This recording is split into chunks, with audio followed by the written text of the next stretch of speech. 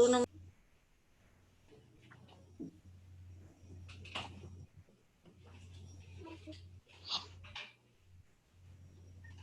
Hay mucha saturación de red. Ahí para que le ayude a tu mamá, la ¿Perdón, Manuela. hermana?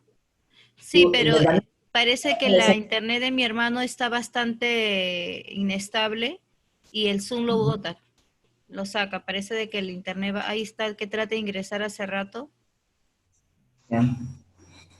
Porque han estado viendo normal.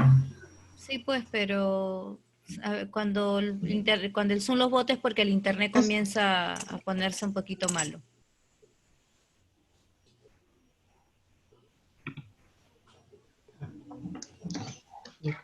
Bien, Marixita, ¿continúas? ¿Entraron todas? Sí, yo creo que ya estamos las que hemos, falta, a ver, sí, está la hermana Clotilde, está la familia Beltrán, está Fiorelita con la hermana Diosdada, está la hermana Perkovich, está Moniquita, sí, Y la hermana Miriam. la hermana Nilda no ha entrado, ¿no? Su hija nomás, ¿no? Esto, Abigail nomás, Ah, ¿no? sí, sí, solamente ella ingresó. Y yo, Abigail, tu mami, ¿cómo están, hermanas? Dios les ¿cómo estás, hijita? ¿Tu mamá? Mi mamá, bueno, en estos momentos, como le estoy comentando a Mónica, mi mamá ahorita se siente un poquito desanimada, o sea, está así como triste, pues, triste en realidad. Ya, por lo de su yerno. Sí, porque mi cuñado, ha decaído, se ha puesto malito, entonces, pero como yo le estoy comentando, le dije a mi mamá, no es momento de sentirnos decaídos, no es momento de desanimar, es momento de más bien de seguir orando, de tener fe, de no tener miedo, sino de tener la confianza, la convicción de que Dios hará la obra. Y que es momento de no bajar los brazos, sino así como Moisés cuando le levantaban los brazos, porque ya se sentía cansado, es momento de nosotros levantar las manos y por mi hermana. ¿Para qué? Para que mi cuñado se levante en el nombre de Dios. Amén. Ahorita, claro, mi Sí. mamá, ella ora, pero yo ayer la estaba regañando. Tú tienes que tener fe, tú tienes que tener fe, no te desanimes, usted tiene que seguir adelante, no se desanime. Claro, ella también el hecho de no poder estar allá con mi hermana en Venezuela está sola, la iglesia es la que está apoyándola, pero nosotros todos estamos acá en el Perú, pues, todos. Entonces, mi hermana llora mucho, ella también se siente bastante angustiada, extraña mucho a mi mamá, a mi papá, y entonces mi mamá también se siente así. Triste, pues, porque sea como sea, es su hija, su yerno, sus nietos que también están padeciendo por esto. Pero los hijos de mi cuñado, de mi hermana, pues ellos oran con mucha fe. Mis hijos oran con mucha fe. Y yo digo que nosotros tenemos que, por eso es que Dios dice que seamos como niños, ¿verdad? Porque esa fe de ellos es tan increíble. Mi hijo oraba y decía, Señor, que mi tío pueda sentir confianza con su saturación en el nivel que tiene que estar. Yo decía, wow, o sea, una oración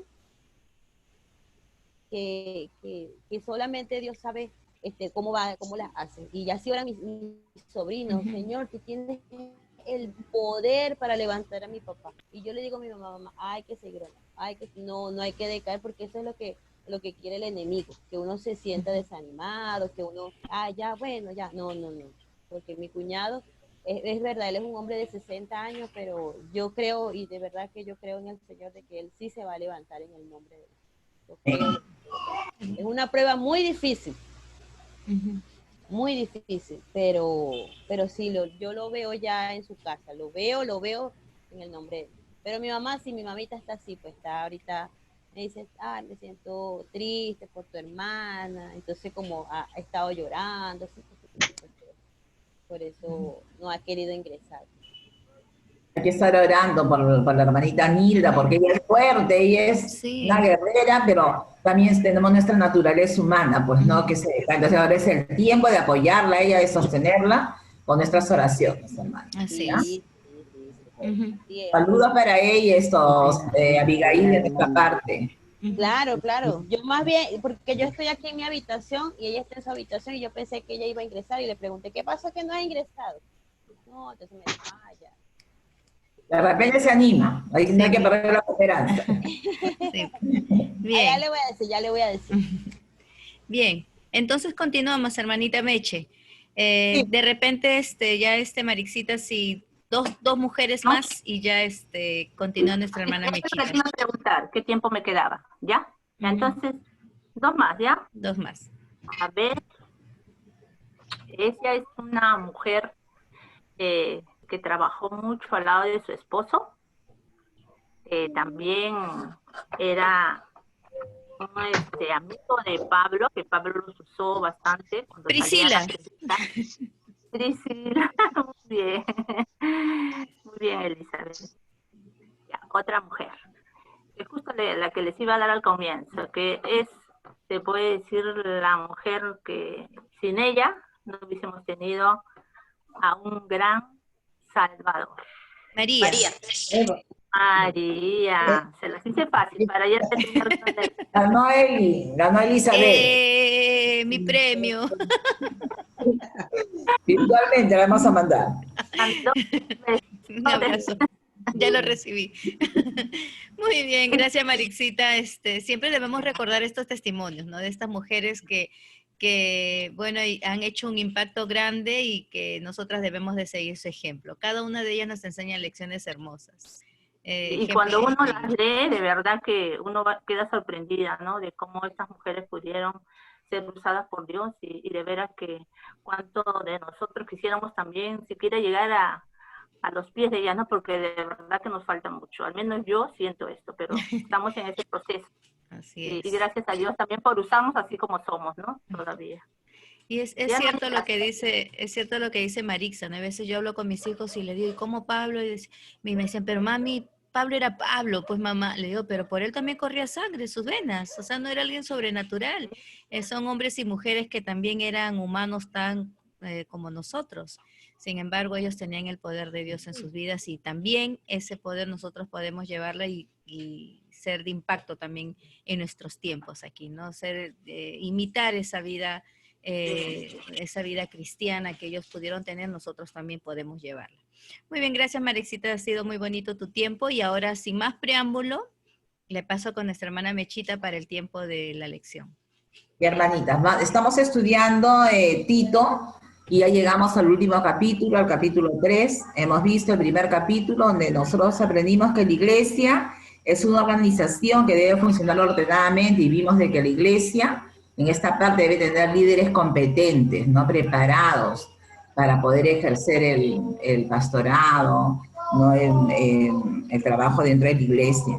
En el segundo capítulo vimos que la iglesia tiene que enseñar la sana doctrina basada en la palabra de Dios.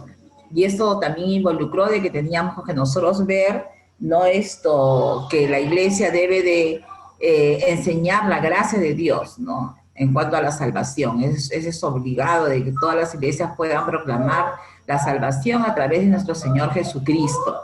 Y ahora en este tercer capítulo vamos a aprender que la iglesia debe realizar buenas obras, no para salvación, no para salvación, sino eso debe ser, no para, como una repercusión de la fe que nosotros tenemos. O sea, no es para salvación, sino es a consecuencia de nuestra nueva vida. Entonces la iglesia debe de realizar buenas obras porque las obras de Dios son una evidencia de nuestra salvación, de que somos distintas, que hay un cambio en nuestra vida, que somos nuevas criaturas, que somos creadas por el Señor, y esto de acá, pues, esto va a hacer de que nosotros se produzca buenas obras. En Efesios 2:10, nos dice la palabra de Dios, ¿no? Vamos a orar antes de comenzar, ¿ya, hermanitas? Amado Dios, Señor, al abrir tu palabra, te pedimos, Padre Santo, que a través de tu Espíritu Santo nos guíes, Señor, a toda la verdad, que tú nos hables, nos hagas entender, Señor, y nos pueda producir en nosotros, Señor, decisiones que puedan glorificar tu santo nombre. Ayúdanos, Señor, guíanos, sé tú el invitado principal en esta reunión, prepara los corazones de nuestras hermanas y el mío mismo, Señor, para poder inquirir tu palabra, Señor. Gracias te damos en el nombre de Jesús. Amén. Entonces en Efesios 2:10 dice, ¿no?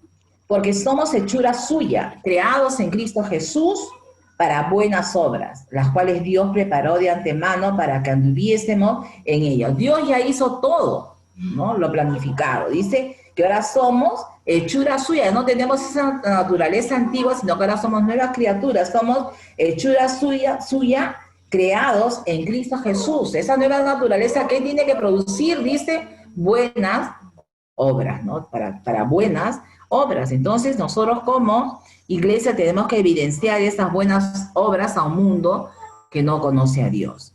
Y vamos a leer Tito, ¿no?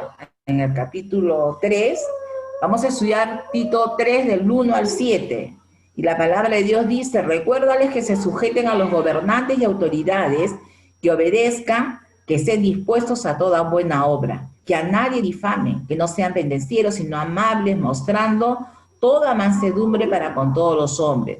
Porque nosotros también éramos en otros tiempos insensatos, rebeldes, extraviados, esclavos de concupiscencia y deleites diversos, viviendo en malicia y envidia, aborrecibles y aborreciéndonos unos a otros. Pero cuando se manifestó la bondad de Dios nuestro Salvador y su amor para con los hombres, nos salvó, no por obras de justicia que nosotros hubiéramos hecho, sino por su misericordia, por el lavamiento de la regeneración y por la renovación en el Espíritu Santo, el cual derramó en nosotros abundantemente por Jesucristo, nuestro Salvador, para que justificados por su gracia, viniésemos a ser herederos conforme a la esperanza de la vida eterna. Entonces aquí vemos que hemos sido justificados por su gracia, hemos sido salvados para vida eterna, y esta nueva naturaleza, esta salvación que nosotros tenemos debe de evidenciar obras en nuestra vida. Como les digo, ya no para salvación, sino como el resultado de que somos ahora hijas de Dios. Y el versículo 1 dice, recuérdales que se sujeten a los gobernantes y autoridades, que obedezcan, que estén dispuestos a toda buena obra. Una de las buenas obras que nosotros podemos tener como nuevas criaturas, como hijas de Dios, es que tenemos que sujetarnos a las autoridades. Y a veces nosotros nos rebelamos. Hoy mismo, ¿no? Miren cómo es esta cuestión del presidente que lo quieren vacar y todas esas cosas, ¿no? Entonces, ahí está. La iglesia debe tener creyentes que obedezcan las leyes de su país. Solamente podemos nosotros tener un conflicto cuando estas leyes, ¿no?, contradicen lo que la palabra de Dios nos manda a nosotros como creyentes. Entonces nosotros como iglesia tenemos que sujetarnos, ¿no? Ahora, por ejemplo, en esta pandemia, ¿no?, si bien es cierto, nosotros tenemos fe que el Señor nos guarda, que nos cuida, que nos va a librar, ¿no?, todas esas cosas, pero tenemos que sujetarnos a los protocolos que el gobierno ha dado. Porque para eso ellos no han tenido personas especializadas. Entonces no puedo agarrar y decir, no, yo salgo nomás porque soy creyente y porque el Señor me va a librar, y no, el Señor nos ha mandado a sujetarnos a las autoridades, ¿no? Entonces tenemos que tener en cuenta eso, guardar los protocolos y todas esas cosas. Dice acá, ¿no? Solamente cuando entre en conflicto con la palabra de Dios o su relación con Él, debemos de nosotros ahí ver bien, ¿no?, esta situación. Aquí vamos a obedecer a Dios o a los hombres, ¿no? Y en Romanos 13:1-2, vamos a Romanos 13:1-2,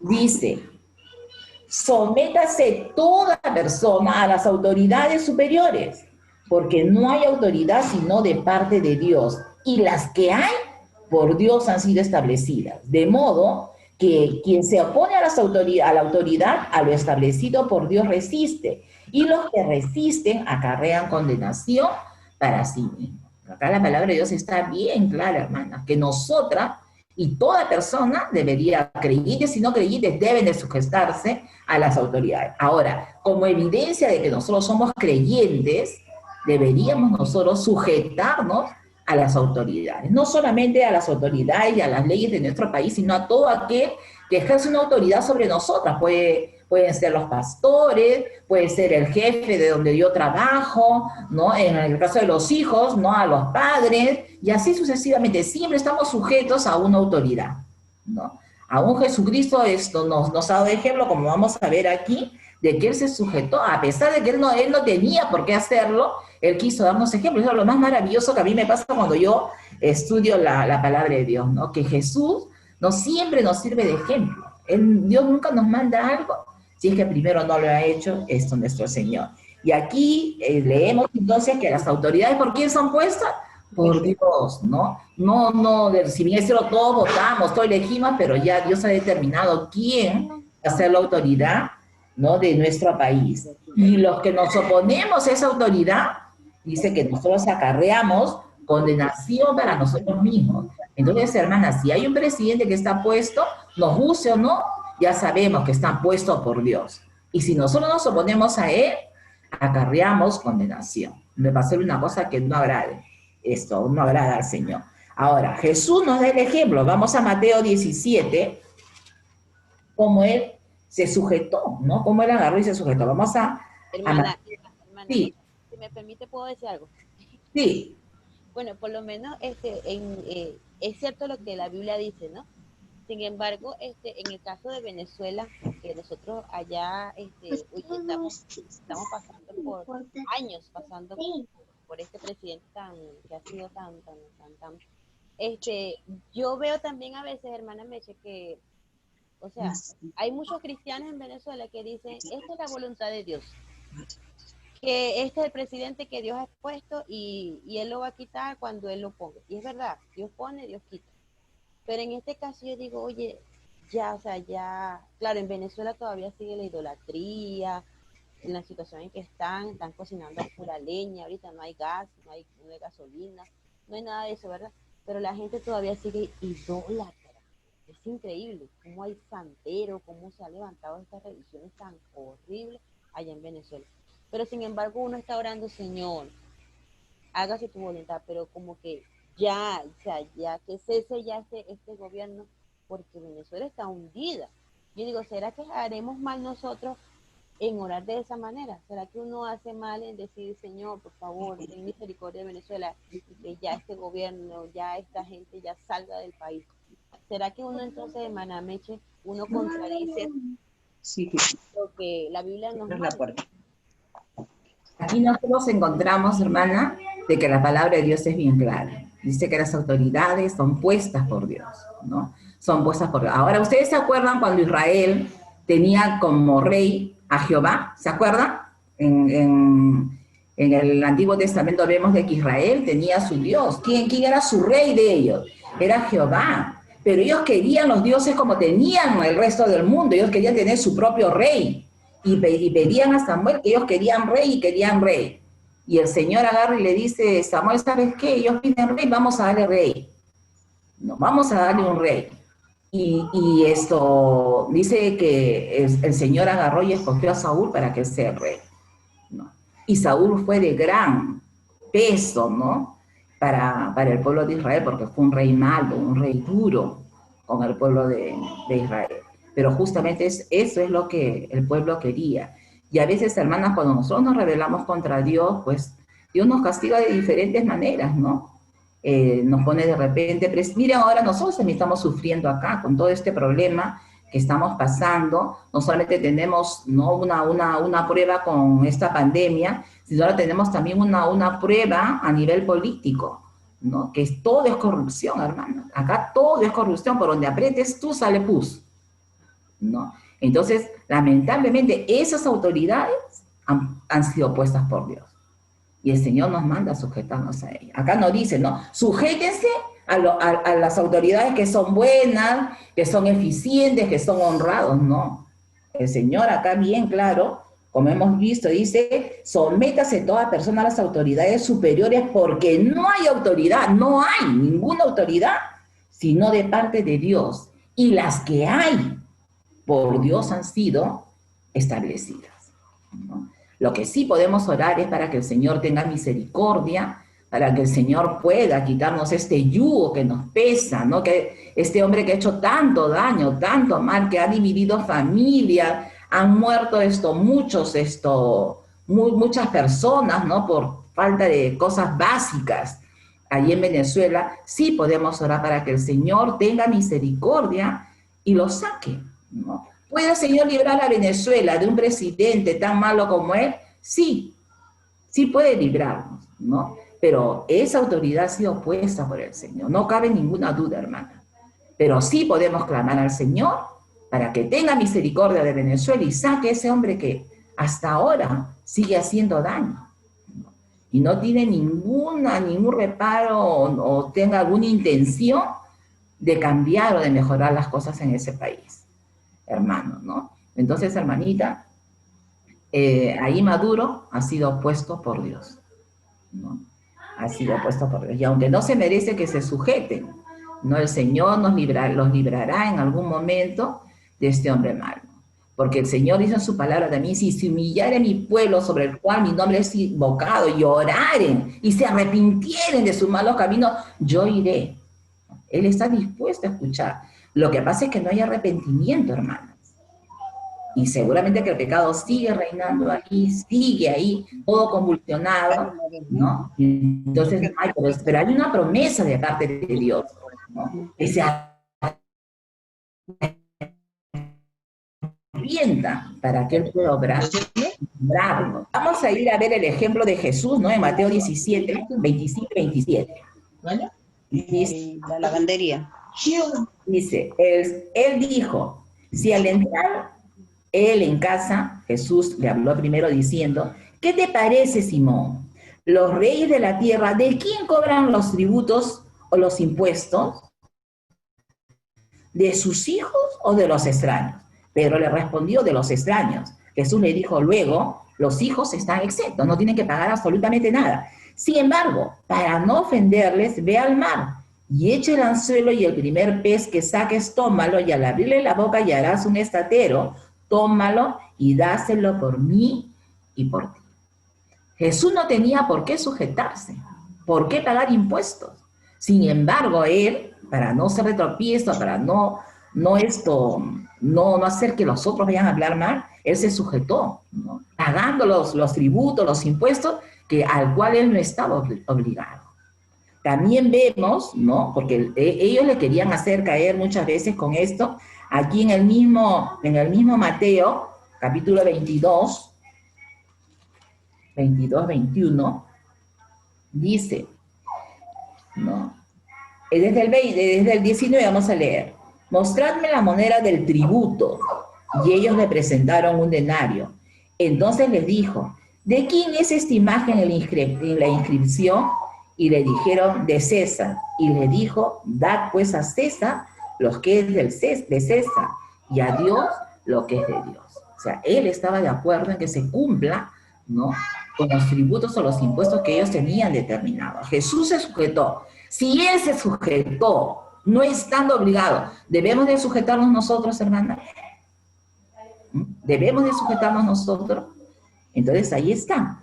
Como les digo, ¿no? Acá Jesús nos da un ejemplo claro, ¿no?, de que nosotros debemos de sujetarnos a nuestras autoridades. En el versículo 2 de ahí de Tito, 3:2 dice, o sea, la primera cosa que nosotros debemos tener como obras, como creyentes, es que debemos de sujetarnos a nuestras autoridades. Eso es algo que debemos demostrar como hijas de Dios, ¿no? Ahora, el 2 dice, que a nadie difame, que no sean pendencieros, sino amables, mostrando toda mansedumbre para con todos los hombres, ¿no? Y cuando aquí dice que a nadie difame, ¿no?, que no sean pendencieros, ¿no?, también yo veo como que nos habla del chisme, ¿no? Porque cuando se corre el chisme se difaman a muchas personas y a veces ni siquiera sabemos el fondo y estamos corriendo con los chismes, hermana. Y aquí el libro de Proverbios nos va a enseñar, ¿no?, algunas cositas. Vamos a Proverbios, capítulo 11. Proverbios 11. 11:13. Dice, el que anda en chisme descubre el secreto, ¿no? De repente esa hermana, esa amiga te contó, porque de repente puso su confianza en ti, te contó algo íntimo, ¿no? Algo que quería compartir contigo porque creía que era su amiga de repente, o una persona confiable. Dice, el que anda en chisme descubre el secreto que ella te dio, ¿no? mas el de espíritu fiel lo guarda todo. Una de las cosas que la iglesia tiene que aprender, hermanas, porque yo creo que es un proceso, que hasta ahora no podemos lograrlo con la iglesia, es ponerle un freno a los chismes. Es un freno a los chismes, ¿por qué? Porque a veces decimos, no, para que ores, pero eso es algo encubierto, hermanos. No tenemos por qué hablar mal de nadie, ¿no?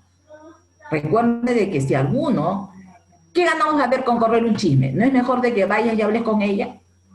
Y le expliques y le digas, hermana, mira, estoy escuchando esto y yo no quiero creer, ¿no? Pero vengo a ti a alentarte, ¿no? ¿Qué cosa es lo que está pasando? Y todas esas cosas, hermana. No correr, sino más bien hacer algo por la hermana, ¿no? Dice, el que anda en chisme descubre el secreto, lo saca, lo vocifera, mas el de espíritu fiel lo guarda todo.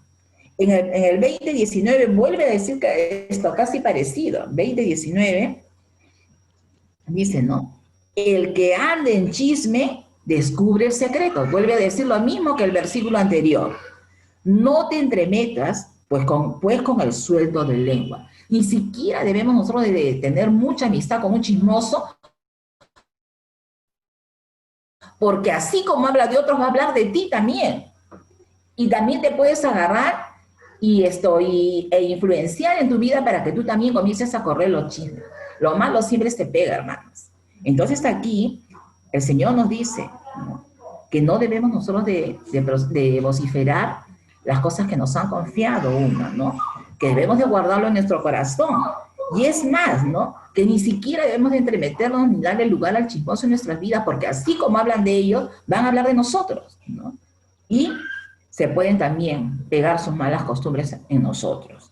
Entonces, hermanas, una de las cosas que como hijas de Dios, ¿no?, como iglesia, no debemos de estar difamando a las personas a través de los chismes, ¿no? ¿Qué más dice ahí, no? Dice, mostrando toda mansedumbre para con todos los hombres. Mostrando toda mansedumbre con todos los hombres. Aquí vamos a ver eso ahora.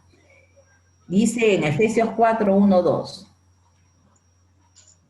Efesios 4, 1, 2 nos dice, yo pues, preso en el Señor, os ruego, miren qué tal responsabilidad, dice, os ruego que andéis como es digno. O sea, ahí nos está impulsando a andar dignamente, ¿no? Os ruego que andéis como es digno de la vocación con que fuisteis llamados, como unas hijas de Dios, como las princesas del rey, hermanas, ¿no? Pero a veces nuestro comportamiento dista mucho de eso. Y en la calle no pueden diferenciar de repente entre nuestra vida y la de una persona que no es renacida, que no conoce a Dios. Acá dice, yo pues, preso en el Señor, os ruego que andéis como es digno de la vocación con que fuisteis llamados. ¿Cómo? Con toda humildad y mansedumbre, ¿no? Con toda humildad y mansedumbre, soportando con paciencia los unos a los otros, con humildad, hermanas, ¿no? No creyéndonos que somos más que otros, ¿no? A veces en el liderazgo también sucede esto, hermanas, ¿no? Que porque nos han encomendado de repente trabajar con alguna hermana en el discipulado, algo, yo nos creemos que estamos por encima de esa hermana, y no es así, ¿no? Entonces tenemos que trabajar con toda humildad y mansedumbre, ¿no? Soportando con paciencia, considerando a los demás. Un bebé cuando camina se cae. Nosotros también nos hemos caído en el inicio de nuestra vida cristiana. Y también podemos darnos un resbalón de repente, ¿no? Y tenemos que agarrar, hermanas, y aprender a que con humildad y mansedumbre también podamos ayudar, ¿no?, a la hermana. La iglesia debe de evidenciar también, ¿no?, esa mansedumbre, esa humildad dentro del trato entre los creyentes, soportándose los unos a los otros, y también aún extendiendo esa misericordia a los que están afuera. Miren lo que dice aquí. Jesús, ¿no?, nuevamente el ejemplo de Jesús en Mateo 11, 29. Vamos a Mateo 11, 29. Otra vez Jesús nos va a dar el ejemplo de los que les estoy diciendo. 11, 29. Dice la palabra de Dios. Llevad mi yugo sobre vosotros y aprended de mí, que yo soy manso y humilde de corazón. El Hijo de Dios, el que está por encima de todos, ¿no?, nos da el ejemplo y dice, y aprended de mí. Yo, siendo el Hijo de Dios, les voy a enseñar, ¿no?, que soy, ¿no?, un manso y humilde de corazón. Qué lindo, ¿no? Que Jesús nunca nos demanda, nos manda algo que Él primero no nos haya mostrado que es capaz de hacer, a pesar que Él no tenía que pagar los tributos, Él no debería de haberse humillado, como dice esto, Filipenses, ¿no? Morir como un maldito en una cruz, sin embargo, Él se humilló, ¿no? Y a veces nosotros no lo hacemos como iglesia, ¿no? Y aquí dice en Primera de Pedro 2:23, vamos a Primera de Pedro 2:23,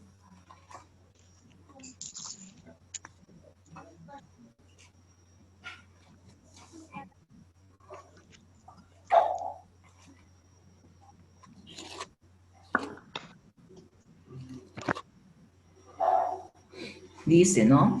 Quien cuando le maldecían no respondía con maldición, cuando padecía no amenazaba, sino encomendaba la causa al que juzga justamente, ¿no? Por ejemplo, nosotros cuando mostramos nuestro orgullo, ¿no? Cuando nosotros mostramos nuestro enfado, nuestra ira, ¿no? Cuando alguien nos falta, ¿no? Una vez leí un libro que Jesucristo, ¿no?, es como un gusano, pero que el hombre es como una serpiente. Porque al gusano nosotros le podemos hacer lo que quiere y el gusano no se defiende. Pero la serpiente, apenas nos acercamos, ¿no?, o siente una amenaza, ahí mismo, ¿no?, ataca. Entonces, aquí el Señor Jesucristo fue gusano, porque dice que cuando le maldecían no respondía con maldición. Cuando padecía no amenazaba. Mira, yo soy el Hijo de Dios, cuando yo suba al reino, yo te voy a agarrar y te voy a hundir en el infierno.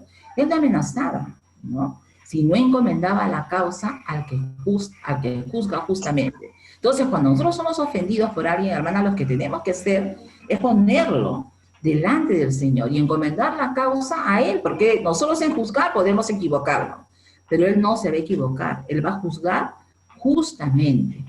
Entonces, ¿qué tenemos que hacer, hermanas? No agarrar y ser como una serpiente y ahí mismo atacar, sino encomendar la causa al que juzga justamente. Ahora, vamos a ir al siguiente versículo. Dice, porque nosotros también éramos en otro tiempo, ¿cómo éramos? Insensatos, rebeldes, extraviados, esclavos de concupiscencias y deleites diversos, viviendo en malicia y envidia, aborrecibles y aborreciéndonos unos a otros, ¿no? Ahí está. ¿Así éramos o no éramos así? Así éramos, dice la palabra de Dios. No, de repente no teníamos todo, pero teníamos algo de ahí, ¿no? Desconocíamos lo que Dios demandaba en su palabra. Entonces vamos a ver, ¿no?, que vivir de esta manera, ¿no?, lejos de Dios, desconociendo su palabra, nos hizo hijos de ira. Eso es lo que dice la Biblia. En Efesios 2, versículos 2, 2, 3 nos dice, desde el 1 vamos a leer, y Él os dio vida a vosotros cuando estabais muertos en vuestros delitos y pecados, en los cuales anduvisteis en otro tiempo, siguiendo la corriente de este mundo, conforme al príncipe de la potestad del aire, el espíritu que ahora opera en los hijos de desobediencia, ¿no? Entonces, hermanas, ahí está el Señor, ¿no?, diciéndonos, entre los cuales también todos nosotros vivimos en otro tiempo en los deseos de nuestra carne, haciendo la voluntad de la carne y los pensamientos, y éramos por naturaleza, ¿qué cosa dice? Hijos de ira. Hijos de ira, lo mismo que los demás. Entonces nosotros, antes de conocer al Señor, éramos hijos de ira. ¿Qué más éramos nosotros? Éramos tinieblas. En Efesios 5:8, ahí en 5:8, nos dice la palabra de Dios, porque en otro tiempo pasado erais tinieblas, mas ahora soy luz, y si soy luz, hermana, anda como hijo de luz. ¿No? Anda como hijo de luz. Entonces acá hay otro desafío para nosotros, que debemos andar como hijas de luz. Y en Romanos 3:23 también nos dice que nosotros no solamente éramos hijos de ira, no solamente estábamos en tinieblas, sino que también estábamos destituidas de la gloria de Dios, ¿no? Ahí dice, ¿cómo se llama esto? En la palabra de Dios, que nosotros estábamos destituidos de la gloria de Dios. Entonces, hermanas, ahí nosotros estamos viendo que nuestro pasado no era bueno, no estábamos nosotros ¿no? Esto como hijos de luz, como hijos de tinieblas en oscuridad, destituidos de la gloria de Dios, no provocando la ira de Dios. Así eran, ¿no? Pero miren qué maravilloso, ¿no? El versículo que sigue, ¿no? Dice acá que éramos todas estas cosas, pero el 4 dice, pero cuando se manifestó la bondad de Dios nuestro Salvador y su amor para con los hombres, nos salvó, no por obras de justicia que nosotros hubiéramos hecho, sino por su misericordia, por el lavamiento de la regeneración y por la renovación en el Espíritu Santo. Pero cuando se manifestó la bondad, qué tremendo, hermanas, ¿no? Cuando se manifestó la bondad. En Efesios 2:7 dice, ¿no? Para mostrar en los siglos venideros la abundante riqueza de su gracia en su bondad. No era cualquier bondad, era abundancia de bondad, ¿no? Dice de su gracia en su bondad, una bondad que no merecíamos, pero que Él quiso darnos para con nosotros en Cristo Jesús. Entonces ahí está, ¿no? Esa bondad del Señor era una bondad, ¿no? Inmensurable, era grande, ¿no? Incalculable. Y en esa bondad, hermana, podemos ver también el amor del Padre y el amor del Hijo. El amor del Padre en Juan 3:16 dice, ¿no? Porque de tal manera amó Dios al mundo. No dice que mucho amó Dios al mundo, dice de tal manera, no puede especificar cuán grande era ese amor, ¿no? De tal manera amó Dios al mundo que ha dado su Hijo unigénito para que todo aquel que en Él crea no se pierda, mas tenga vida eterna. No se puede calcular el amor de Dios, de dar lo mejor, lo único que Él tenía, ¿no? A su único hijo. Yo me pregunto, ¿alguna de nosotras estaría dispuesta a dar a uno de nuestros hijos por el hombre más bueno del mundo? Ninguna, menos por un pecador. Sin embargo, Dios, ¿no? Nos mostró, nos amó de tal manera que dio a su hijo en rescate de nosotros, ¿no? Entonces ahí podemos ver el amor del Padre. En Romanos 5:8 dice, mas Dios muestra su amor, ¿cómo? Dándonos lo más valioso que Él tenía, ¿no? Dice, mas Dios muestra su amor para con nosotros, en que siendo aún pecadores, Cristo murió por nosotros. Pero no solamente podemos ver el amor del Padre, sino también el amor del Hijo. En Efesios 3:19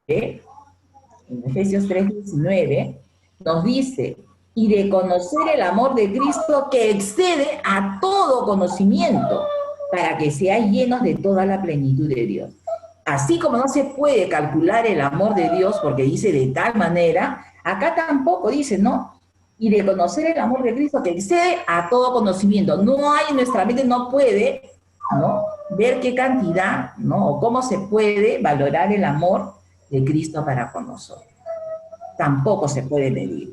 Entonces ahí, hermanas, tenemos el amor del Padre y el amor del Hijo. Y ese amor del Padre y del Hijo, hermana, la palabra de Dios dice que nos constriñe.